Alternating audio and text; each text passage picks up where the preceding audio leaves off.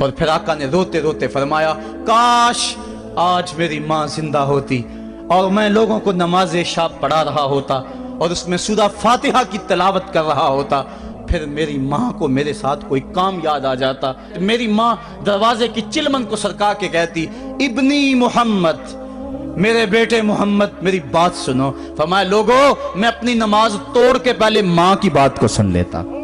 یہ ماں ہے جس کی محبت کو مصطفیٰ کریم نے بھی محسوس کیا ہے۔ اونچی مسندوں پہ بیٹھنے کا وہ مزہ نہیں جو ماں کے قدموں میں بیٹھنے کا مزہ ہے۔ اور وہ کیا کہا تھا خورشید گیلانی نے، وہ کہتا ہے کہ 5 اسٹار ہوٹلوں میں کھانا کھانے میں وہ لطف کہاں جو چولہے پہ پاس بیٹھ کے ماں کے ہاتھوں سے پکی ہوئی چپاتیاں کھانے میں مزہ ہے، اور عالی جناب حضرت صاحب اور اعلیٰ اور بھاری اور بھرکم لفظ سننے میں اور گارڈ آف آنر کا معائنہ کرنے میں وہ لذت کہاں ہے جو ماں کے اوئے ببلو کہنے کے اندر رکھا گیا ہے۔ ماں جب بولتی ہے تو اس کے لہجے میں جبریل بولتا ہے، ماں جب مسکرا کے دیکھ لیتی ہے تو لگتا ہے جنت کی ساری کلیاں کھل اٹھی ہیں۔ ایک شخص نے سین حرم میں اپنی ماں کو اپنے کندھوں پہ سوار کرا کے طواف کروایا اور پھر حضور کی خدمت کے پاس میں حاضر ہوا، عرض کی حضور میں نے کہ اپنی ماں کا حق ادا کر دیا ہے، کہا تو اس کی ایک مسکراہٹ کا بدل نہیں دے سکا۔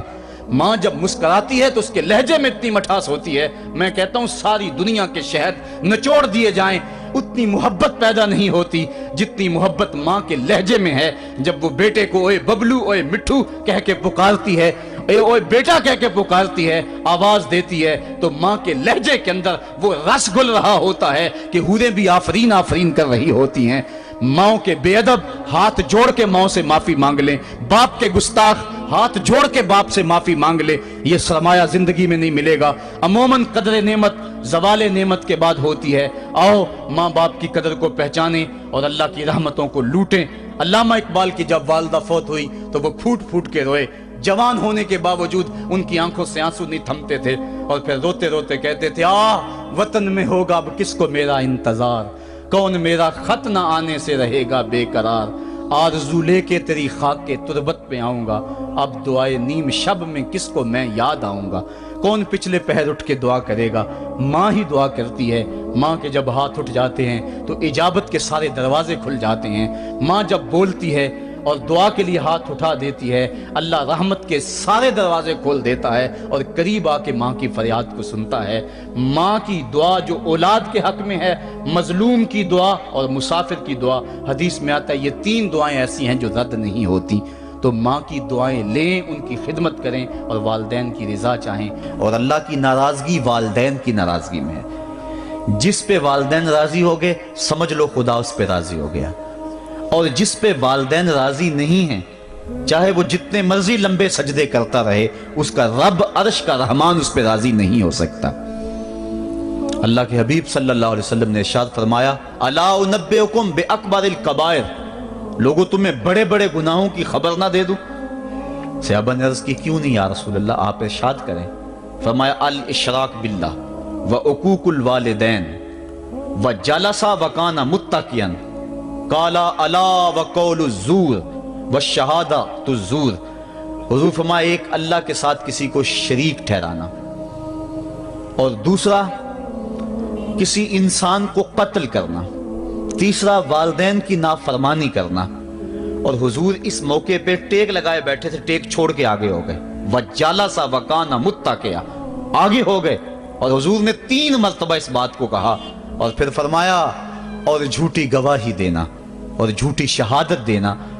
تو یہ وہ ہیں جو بڑے بڑے گناہ ہیں۔ میں نے ایک روایت میں پڑھا ہے حضور نے ارشاد فرمایا جنت کی خوشبو 1000 سال کی مسافت سے آنا شروع ہو جائے گی۔ جب لوگ جنت میں جائیں گے تو 1000 سال کی مسافت دور ہی ہوں گے کہ جنت کی خوشبو آنا شروع ہو جائے گی، لیکن 4 اشخاص ہیں جو جنت کی خوشبو نہیں پا سکیں گے۔ وہ کون کون سے ہیں؟ ایک قاطع الرحم، جو رشتہ داریاں توڑتا ہے، کبھی اس سے لڑائی، کبھی اس سے لڑائی، کبھی اس سے لڑائی، حالانکہ حکم ہے سل من قطعک وات من حرمک، جو تجھ سے تعلق توڑے تو اس سے تعلق جوڑ، جو تجھے محروم رکھے تو اس کی جھولیاں بھر دے۔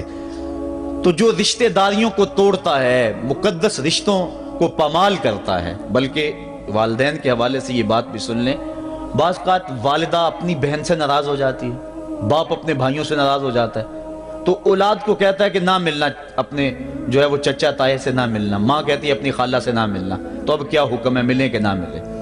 تو علماء نے اس پہ گفتگو فرمائی ہے کہ قطع رحمی حرام ہے، اور ماں قطع رحمی کا حکم دے رہی ہے، کہتی ہے، اور بندہ سوچتا ہے، بچہ سوچتا ہے کہ میری خالہ تو میری ماں کے پیچھے، میرے چچا میرے تائے تو میرے باپ کے پیچھے ہیں، جب باپ نہیں ملتا تو میرے کیا لگتے ہیں، جب ماں نہیں ملتی تو خالہ اور ماموں میرے کیا لگتے ہیں؟ تو وہ ماں کے پیچھے اور باپ کے پیچھے لگ کر ان عظیم رشتوں کو چھوڑ دیتا ہے، جبکہ لا طاعت المخلوق فی معصیت الخالق، خالق کی معصیت میں مخلوق کی اطاعت نہیں ہوگی۔ تو جو یہ چیزیں ہیں قطع رحمی نہیں کی جائے گی۔ علماء نے یہاں طریقہ یہ بیان کیا ہے کہ والدین سے چوری ملے تاکہ ان کا بھی دل نہ دکھے لیکن ان سے تعلق نہ توڑے، چونکہ قطع رحمی کے زمرے میں نہ آئے۔ تو 4 اشخاص ہیں قیامت کے دن جو جنت کی خوشبو بھی نہیں پائیں گے، ان میں سے قطع رحمی کرنے والا، دوسرا بوڑھا زانی، اور تیسرا تکبر کی وجہ سے ٹخنوں سے نیچے شلوار لٹکانے والا، اور چوتھا والدین کی نافرمانی کرنے والا۔ حضور فرمایا یہ 4 اشخاص ایسے ہیں کہ جو جنت کی خوشبو بھی نہیں پائیں گے۔ اور ایک اور 4 اشخاص کی کہانی سنو۔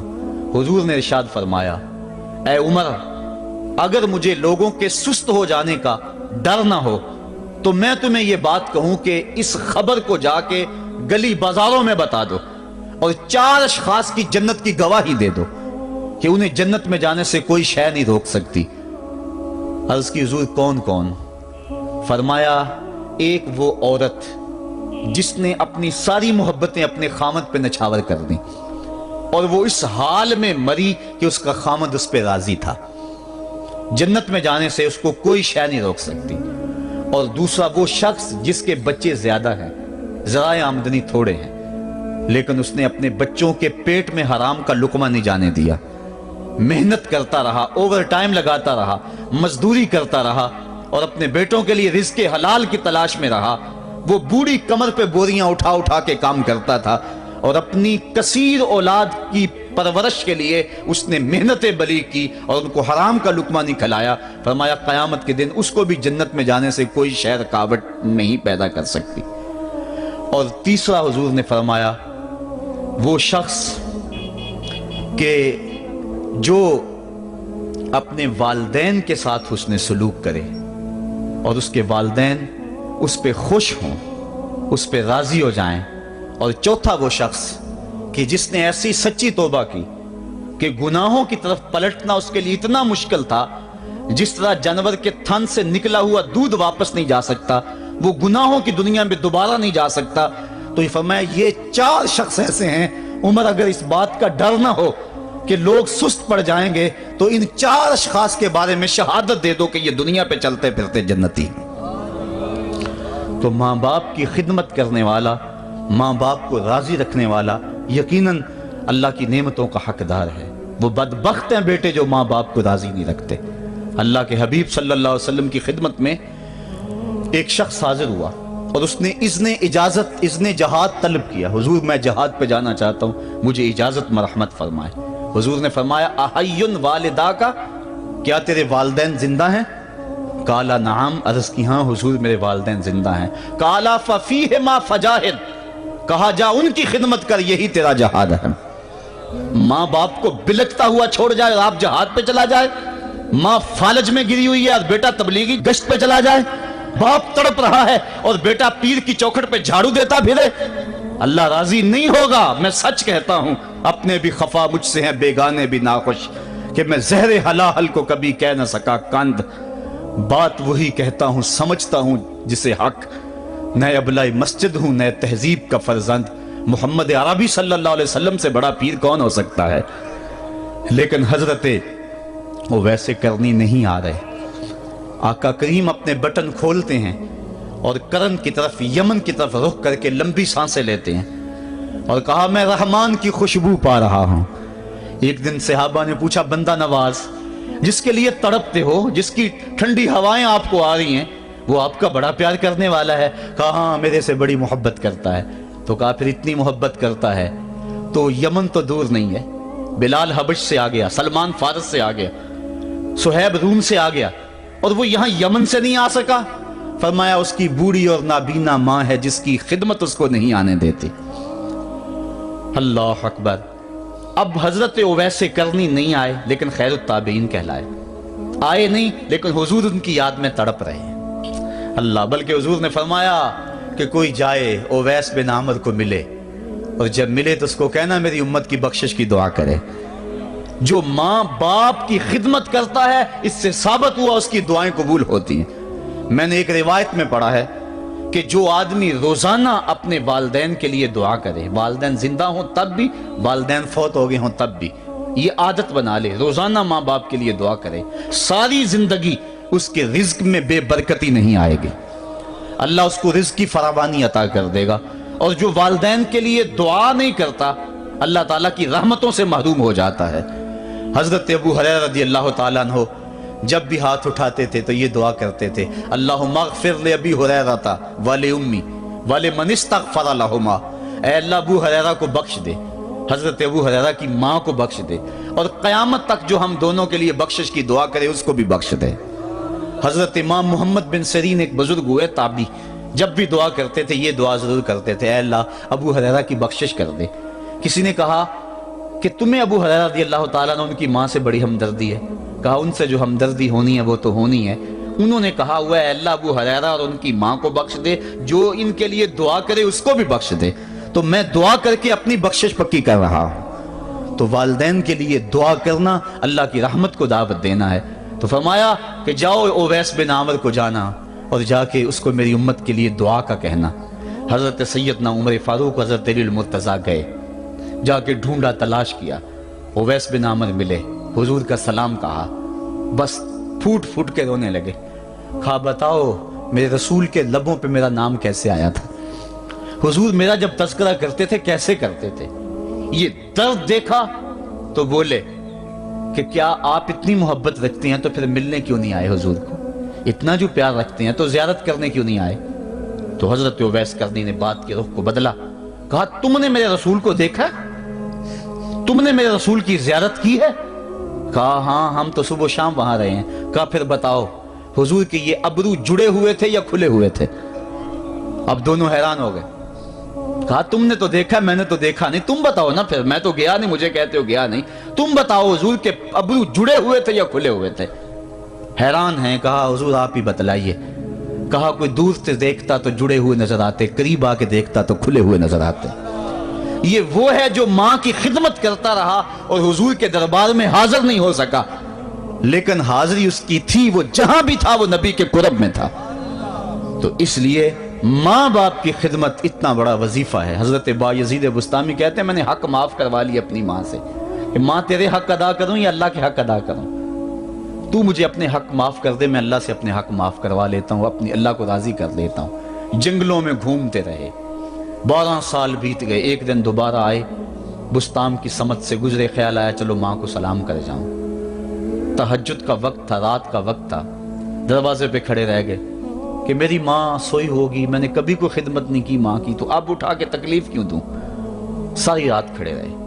جب تہجد کا وقت گزرا تو نالی سے پانی آیا، سمجھ گئے کہ میری ماں تہجد کے لیے اٹھی ہے، دروازے کے قریب ہو گئے تو ماں نے ہاتھ اٹھا لیے، کہا اللہ میرا بیٹا بایزید تیری طلب میں نکلا ہوا ہے، میں نے اسے اپنے حق معاف کر دیے، تو اس کو اپنا وصال عطا کر دے۔ حضرت بایزید دروازہ کھٹکھٹانے لگے اور ماں کے قدموں میں لپٹ گئے اور رو کے کہنے لگے جس رب کو میں جنگلوں میں تلاش کرتا ہوں وہ تو رب میری ماں کے پاس ہے۔ تو ماں کی دعاؤں میں اللہ کی رضا ہے، ماں راضی ہو جائے تو سمجھ لو خدا راضی ہے۔ اللہ تعالیٰ جل شانہ نے ارشاد فرمایا وَقَضَىٰ رَبُّكَ أَلَّا تَعْبُدُوا إِلَّا إِيَّاهُ، تیرے رب نے یہ طے کر دیا ہے کہ اس کے علاوہ کسی کی پوجا نہیں کرو گے، وَبِالْوَالِدَيْنِ إِحْسَانًا، اور والدین کے ساتھ اس نے سلوک سے پیش آؤ گے۔ اِمَّا يَبْلُغَنَّ عِندَكَ الْكِبَرَ أَحَدُهُمَا أَوْ كِلَاهُمَا فَلَا تَقُل لَّهُمَا أُفٍّ وَلَا تَنْهَرْهُمَا، اگر تیرے پاس دو یا دونوں میں سے ایک بڑھاپے کو پہنچ جائیں تو پھر ان کے سامنے تو نے اف بھی نہیں کہنی اور نہ ان کو جھڑکنا ہے اور ان سے نرم لہجے میں بات کرنی ہے۔ جب ماں باپ جوان ہوں، بچوں کی ضروریات پوری کر رہے ہیں، ان کے تعلیمی اخراجات اور ان کے معاشی سارے معاملات درست کر رہے ہوں، تو اس وقت تو والدین کی بچے تعظیم کرتے ہی ہیں۔ امتحان اس وقت شروع ہوتا ہے جب ماں باپ بوڑھے ہو جاتے ہیں اور چلنے پھرنے کی سخت بھی نہیں رہتی، صرف سانس کی ایک ڈوری لٹکی رہتی ہے، اور جس طرح بچہ اپنے بدن سے مکھی بھی نہیں اڑا سکتا تھا، اب یہ حالت ماں باپ پر آ گئی اور بچے کی طرح مزاج چڑچڑا ہو گیا۔ زمانے کے حالات بدل گئے، لیکن باپ کی وہ پرانی روش ہے، وہ اسی انداز میں اسی ڈگر میں بات کرتا ہے۔ یہ آزمائش کے دن ہیں، یہ امتحان کے دن ہے، اب دیکھنا ہے والدین کی اس وقت تعظیم کون کرتا ہے۔ فرمایا اما یبلغن عندک الکبر، اگر تیرے پاس وہ بڑھاپے کو پہنچ جائیں، دونوں پہنچ جائیں، یا تیری خوش قسمتی کہ دونوں میں سے ایک پہنچ جائیں یا دونوں پہنچ جائیں، تو پھر ان کی تو نے تعظیم کرنی ہے۔ کیا کیسے تعظیم کرنی ہے؟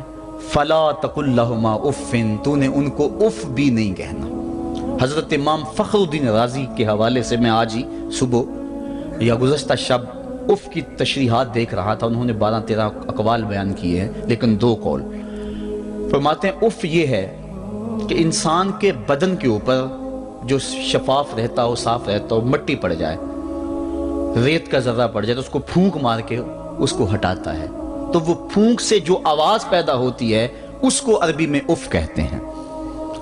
تو پھر اف ہر اس چیز کے لیے منقول ہو گیا جو ناپسندیدہ ہے۔ ایک تو قول یہ ہے کہ والدین کے سامنے اس احتیاط سے رہو۔ دوسری بات آپ فرماتے ہیں اف کا مفہوم یہ ہے کہ جب ماں باپ بوڑھے ہو جائیں تو بول و براز چارپائی پہ نکل جاتا ہے اور انسان ان کو اٹھا کے ان کی خدمت کرتا ہے، صفائی کرتا ہے، کپڑے بدلتا ہے۔ انسان کی طبیعت میں جو فطری نفاست ہے اس کے تحت اس کو ماں باپ سے جو مکروہ اور ناپسندیدہ بو آتی ہے اس سے وہ بچنا چاہتا ہے۔ وہ نفرت ماں باپ سے نہیں ہوتی، وہ نفرت اس بدبو سے ہوتی ہے جو ماں باپ کے بدن سے یا چارپائی سے یا کپڑوں سے اٹھ رہی ہے۔ تو بندہ اپنے جو ہے وہ ناک پہ کپڑا رکھ لیتا ہے اس بدبو سے بچنے کے لیے۔ تو اف کے مفہوم کو بیان کرتے ہوئے حضرت امام رازی کہتے ہیں کہ انسان کو اس بات سے بھی روکا گیا ہے کہ تو اپنے ناک پہ کپڑا رکھ کے اگر ان کو صفائی کر رہا ہوگا تو ماں باپ کے نازک دل پہ کہیں یہ بوجھ نہ آ جائے کہ میرا بیٹا مجھ سے نفرت کر رہا ہے۔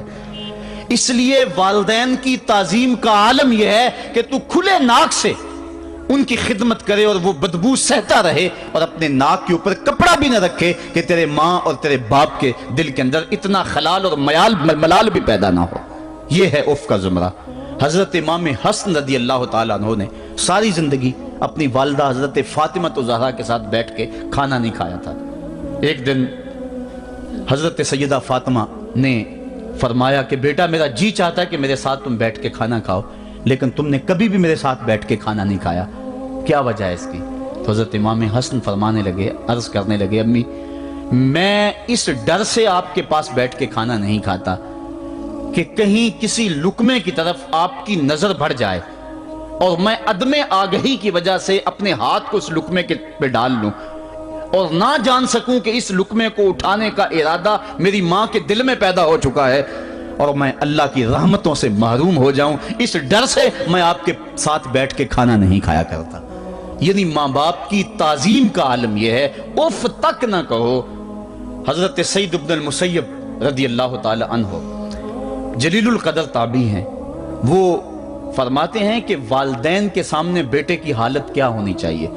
وہ فرماتے ہیں جس طرح بھاگا ہوا غلام پکڑا جائے اور اس کو پکڑ کے جو ہے وہ آقا کے سامنے پیش کر دیا جائے، تو اس بھاگے ہوئے غلام کو پکڑ کے جب آقا کے سامنے پیش کر دیا جائے تو جو حالت اس غلام کی ہوتی ہے بیٹے کی حالت یہ ماں باپ کے سامنے ہونی چاہیے۔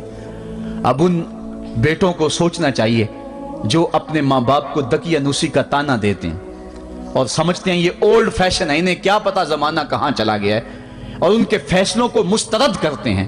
علماء نے اس بات کو تفصیل کے ساتھ بیان کیا ہے کہ شریعت کے جو قطعی ضابطے ہیں ان ضابطوں اور ان قوانین کو اور ان معاملات میں تو والدین کی فرما برداری نہیں ہوگی اللہ کی اگر معصیت ہوتی ہو، لیکن جو معاملے شک والے ہیں وہاں ماں باپ کے قول کو ترجیح دی جائے۔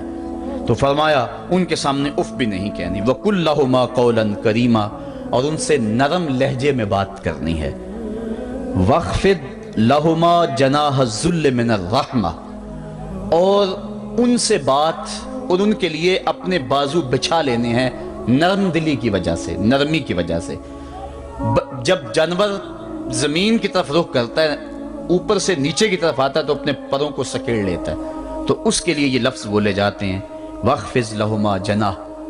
تو اللہ تعالیٰ فرمایا جس طرح وہ جانور عزت سے اپنے بازو سکیڑ لیتا ہے اور پھیلاتا نہیں ہے، والدین کے سامنے تیری اکڑ، تیرا عہدہ، تیرا منصب، تیری شانیں، تو بڑا اونچا ہے، لوگ تجھے سلوٹ کرتے ہیں، تیرے ہاتھ چومتے ہیں، تجھے سلام کرتے ہیں، اونچی کرسیوں پہ تو بیٹھتا ہے، لیکن وہ سب وہاں چھوڑ دے اور ماں کے قدموں میں عاجز بن کے بیٹھ جا، باپ کے قدموں میں عاجز بن کے بیٹھ جا، وہاں اپنی اس کسی چیز کا لحاظ رکھ۔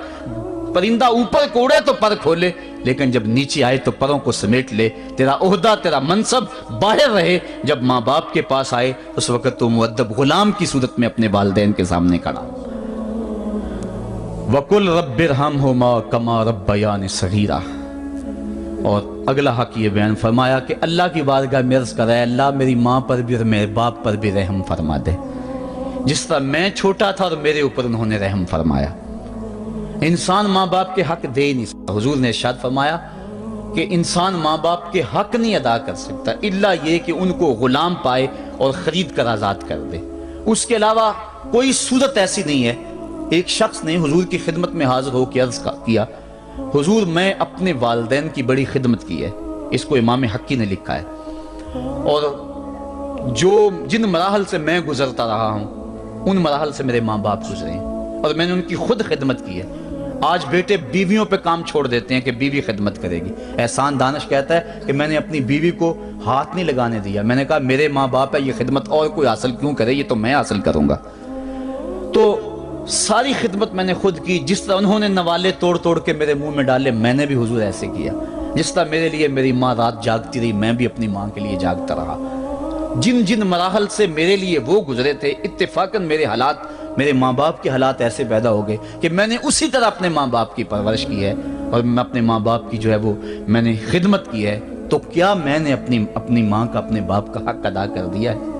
تو حضور نے ارشاد فرمایا تو نے ایسے ہی خدمت کی ہوگی، لیکن جب تیری خدمت تیری ماں کرتی تھی تو ساتھ ساتھ تیری زندگی کی دعائیں مانگتی تھی، اور جب باپ بوڑھا ہو گیا تھا، ماں بوڑھی ہو گئی تھی، آزاد شل ہو گئے تھے، فالج میں مبتلا تھے، تو ان کے لیے زندگی کی دعائیں تو نہیں مانگتا تھا، تو یہ کہتا تھا اللہ انہیں پردہ دے دے۔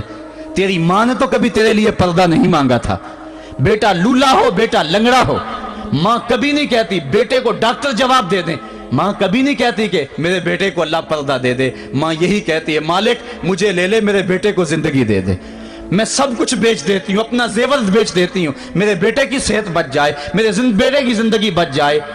ماں کی موجودگی میں کوئی کہہ بھی نہیں سکتا، باپ کے لیے تو کہہ دے، ماں کے لیے تو کہہ دے بڑی تکلیف ہے تیرے باپ کو، بڑی تکلیف ہے تیری ماں کو، اللہ کرے اب پردہ ہی عطا کر دے۔ خود نہیں کہتا تو کسی سے یہ سن سکتا ہے بندہ، لیکن ماں سن سکتی ہے کوئی کہے اللہ تیرے بیٹے کو پردہ دے دے؟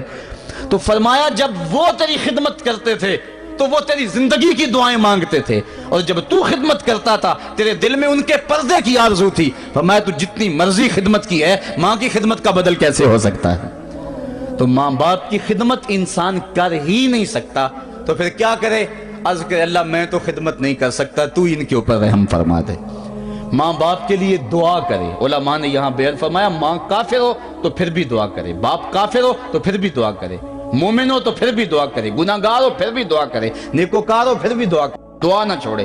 حضرت ابو ہریرہ رضی اللہ تعالیٰ عنہ فرماتے ہیں میری ماں کافرہ تھی اور میں حضور کا غلام، اور ماں ہر وقت اپنی دھن میں اور میں اپنی دھن میں ہوں۔ حضرت ابو ہریرہ کے بھائی کوئی نہیں ہے، باپ فوت ہو گئے ہیں، بہن کوئی نہیں ہے، ابھی شادی بھی نہیں ہوئی، دنیا پہ رشتہ ہی کوئی نہیں سوائے ماں کے، گھر آتے ہیں تو ماں سے بات کرنی ہوتی ہے، جو سن کے آتے ہیں ماں سے وہ دکھ کھولنا ہوتا ہے، بات کرنی ہوتی ہے، حضور کی باتیں سنانی ہوتی ہیں، لیکن ماں ہے اتفاق سے کافرہ ہے، حضور کی بات وہ سننا گوارا نہیں کرتی۔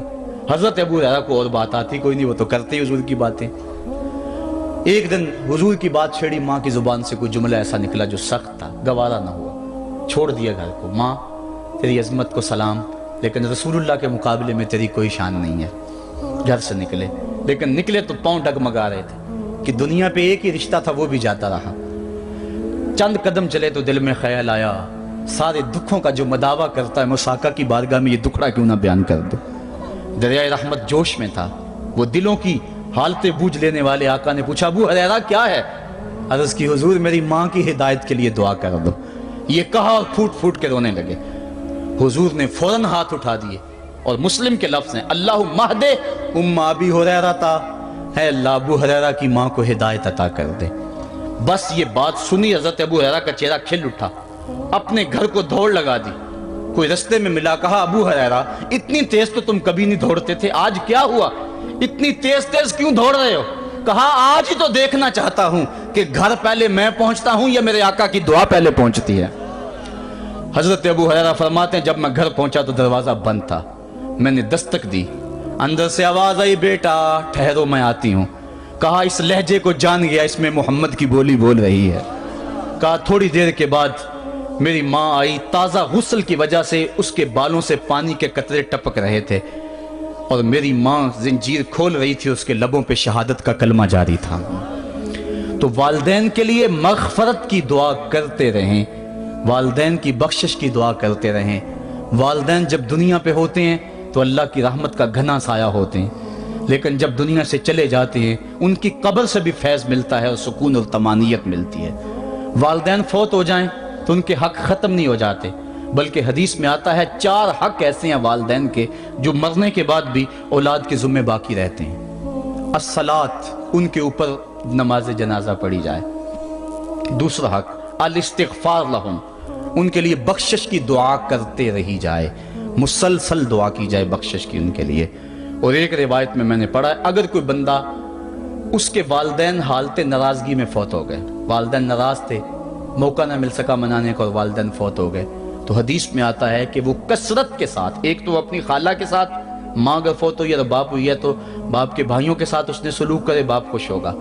دوسرا کثرت کے ساتھ اپنے والد کے لیے استغفار، والدہ کے لیے استغفار کرتا رہے۔ جب کثرت سے استغفار ہوتا رہے گا تو اس کے والدین راضی ہوں گے، اللہ اس کے گناہ کو معاف فرما دے گا۔ دوسرا حق والدین کا یہ ہے استغفار لہم، ان کے لیے بخشش کی دعا کی جائے، حدیث میں آتے ہیں۔ تیسرا حق بر الاصدقاء، ماں کی سہیلیوں، بہنوں اور رشتہ داروں کے ساتھ، اور باپ کے دوستوں، بھائیوں اور رشتہ داروں کے ساتھ اس نے سلوک کیا جائے۔ اور چوتھا حق انجاز الوعد، وعدوں کو پورا کرنا، یعنی ماں نے یا باپ نے جو وعدے کیے ہوئے تھے، مسجد سے کوئی وعدہ تھا، مدرسے سے وعدہ تھا، کسی فلاحی تنظیم سے وعدہ تھا، کسی غریب سے اعانت کا وعدہ تھا، یا ان کا معمول تھا اعانت کرنے کا، تو جو ان کے معمولات ہیں اچھائی کے ان کو جاری رکھا جائے اور اس سلسلے کو باقی رکھا جائے۔ تو یہ 4 حق ایسے ہیں جو والدین کے مرنے کے بعد بھی اولاد کے ذمے باقی رہتے ہیں۔ والدین اللہ کی بہت بڑی نعمت ہیں، جب یہ سایہ سر سے اٹھ جاتا ہے تو پھر پتہ چلتا ہے کتنا گھنا سایہ تھا۔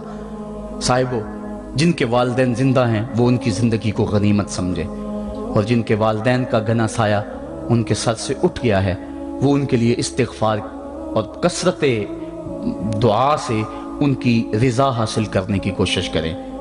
اللہ تعالیٰ نے والدین کی رضا میں ہی اپنی رضا کو چھپا کے رکھا ہوا ہے، اور یہ والدین اتنا بڑا سرمایہ ہے۔ میں آپ حیثیت کیا رکھتے ہیں؟ خود امام الانبیاء صلی اللہ علیہ وآلہ وسلم نے والدین کی آرزو کی ہے۔